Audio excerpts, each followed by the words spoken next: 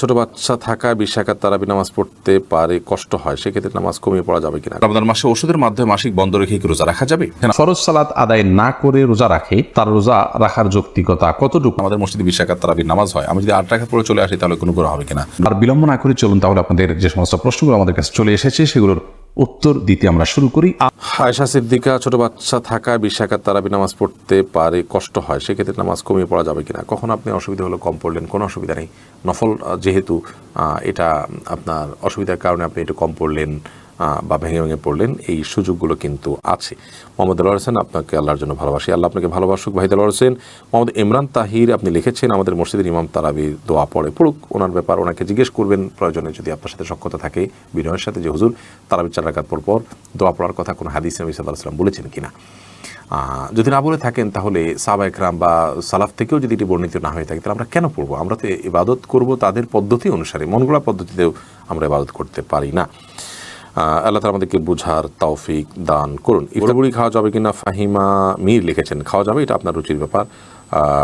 ইফতার করার সময় অনেক সময় মাগরিবের সময় শেষ হয়ে যায়, এই অবস্থায় কী করা উচিত? নাসরিন আক্তার জানতে চেয়েছেন। মাগরিবের সময় শেষ হয়ে যায় এই পর্যন্ত ইফতার করেন? কত সময় ইফতার করে মানুষ? এত সময় ধরে কি মানুষ খায়? সচরাচর মনে তো হয় না।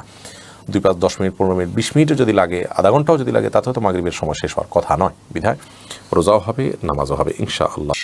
রমজান মাসে কবরের আযাব বন্ধ থাকে, এই কথাটা কি সঠিক?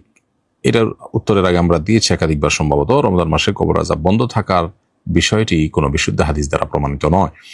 অনেকেই মনে করে থাকেন যে রমজানের শুরুতে কবর আযাব বন্ধ হয়ে যায়, রমজান শেষ হলে আবার চালু হয়।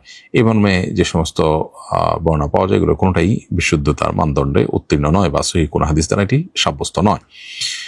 পর্নোগ্রাফি না দেখলে স্ত্রী সহবাসে আগ্রহ হয় না, তার জন্য কি পর্নোগ্রাফি দেখা বৈধ হবে? উত্তর হলো না, কোনো অবস্থাতে এটি জায়েজ হতে পারে না। বরং এই পর্নোগ্রাফি দেখতে দেখতে বদ অভ্যাস এর ফলশ্রুতিতে তিনি একটা রোগ বাঁধিয়ে নিয়েছেন নিজের জন্য। অতএব এই রোগ থেকে উত্তরণের জন্য তিনি হালাল পথে চেষ্টা করবেন, হালাল উপায়ে তিনি চেষ্টা করবেন, কাউন্সিলরের কাছে যাবেন, অন্য কোনো উপায় তিনি অবলম্বন করবেন, সাইকোলজিস্টের কাছে তিনি যেতে পারেন, তাদের শরণাপন্ন হতে পারেন। ইনশাআল্লাহ বিদিল্লাহ সেগুলো তাকে হেল্প করবে। আর যদি পর্নোগ্রাফি ছাড়া অন্য কোনো উপায় তার স্ত্রী সহবাস করবার কোনো আগ্রহ তৈরি না হয়, তারপরেও তার জন্য পর্নোগ্রাফি দেখা জায়েজ হবে না। এরপরে প্রশ্ন হলো, আমি একেবারেই আরবি পড়তে পারি না, সম্প্রতি আপনার ভেরিফাইড ফেসবুক পেজে কোরআন শেখার কোর্স চালু হবে দেখেছিলাম, কবে চালু হবে এবং এই কোর্স থেকে আমি কিভাবে কোরআন শিখে ফেলতে পারবো? ধন্যবাদ প্রিয় দর্শক, খুবই গুরুত্বপূর্ণ প্রশ্ন আপনি করেছেন।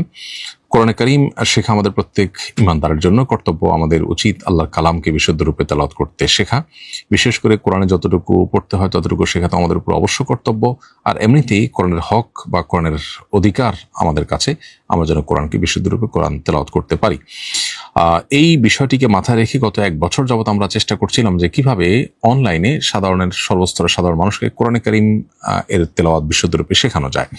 এটার জন্য আলহামদুলিল্লাহ আমরা একজন দক্ষ শিক্ষক পেয়েছি, শেখ হোসেন মাদানী হাফিজাহুল্লাহ, যিনি মদিনা ইউনিভার্সিটি পড়ুয়া এবং মসজিদে নববীর কোরআনের শিক্ষক ছিলেন, এবং সেই সাথে 7 কেরাতের সনদ নবী করিম সাল্লাল্লাহু আলাইহি ওয়াসাল্লাম পর্যন্ত তার কাছে আছে। তো এরকম একজন দক্ষ এবং বিদগ্ধ মানুষ পেয়ে আমরা তার মাধ্যমে এমন 27টি ভিডিও তৈরি করেছি, যেগুলো দেখার পর, ভালো করে মনোযোগ দিয়ে শোনার পর, অনুসরণ করার পর আশা করা যায় আপনি কোরআনে কারীমের তেলাওয়াত বিশুদ্ধ রূপে শিখতে পারবেন। ইতিমধ্যে সেগুলো আমাদের ভেরিফাইড ইউটিউব চ্যানেলে ইতিমধ্যে প্রচার করা শুরু হয়েছে। আপনি এই ভিডিওগুলো নিয়মিত দেখতে পারেন এবং ইনশাআল্লাহ আশা করছি যে এর মাধ্যমে আপনি কোরআনে কারীম বিশুদ্ধ রূপে তেলাওয়াত করতে পারবেন। তবে আমি আপনাকে পরামর্শ দিব যে এর পাশাপাশি আপনার মসজিদের ইমাম, মুয়াজ্জিন বা আশপাশে ভালো কোনো হাফেজ, আলিম বা কারি থাকলে তাদের শরণাপন্ন হয়ে আপনি একটু সময় দিলে আপনি অনলাইনে যেটা শিখছেন সেটা আরো ভালো করে ঝালাই করে ফেলতে পারবেন এবং পুরোপুরি কোরআনে কারীম আপনার বিশুদ্ধ রূপে তেলাওয়াত করা সম্ভবপর হবে। আমরা এই কোর্সের ভিডিওগুলোকে অত্যন্ত উন্নত মানের এডিটিং এর মাধ্যমে উপস্থাপন করার চেষ্টা করেছি। আশা করছি এটি আপনাদের সবার ব্যাপক উপকারে আসবে ইনশাআল্লাহ তাআলা।